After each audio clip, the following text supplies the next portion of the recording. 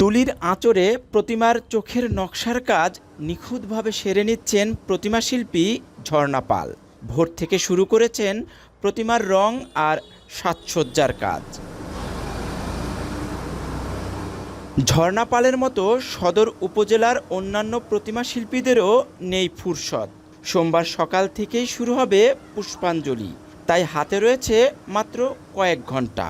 এরই মধ্যে শেষ করতে হবে প্রতিমার রং, শাড়ি পরানো, লেস পরানো, চুলের কাজসহ আনুষাঙ্গিক সব কাজ।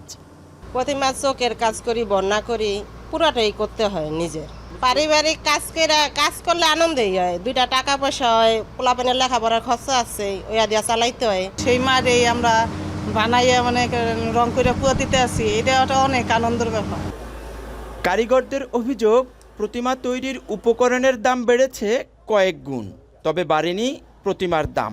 তাই যথাযথ লাভ থাকা নিয়ে সংশয়ে তারা। বর্তমানে যে পয়সা এতে আমাদের কাজ কইরা কিছু থাকে না। দ্রব্যমূল্য দাম অনুযায়ী প্রতিমার দাম এবার ঠিক আছে আর কি, বেশিও না অতটা একটা কমও না। পূজা উদযাপন কমিটির সদস্য জানান, প্রতি বছরের মতো এবারও সরস্বতী পূজা হবে জাঁকজমকভাবে। রাত পোহালেই পুজো, সকল ধরনের আয়োজন সম্পন্ন করেছে। তো অন্যান্য বছরের ন্যায় এবছরও শান্তিপূর্ণভাবে এবং উৎসাহ উদ্দীপনার মধ্য দিয়ে পূজাটি উদযাপিত হবে বলে আমরা আশা করি। শরীয়তপুরে এবছর পারিবারিক আয়োজন ছাড়াও শতাধিক মণ্ডপে অনুষ্ঠিত হবে সরস্বতী পূজা।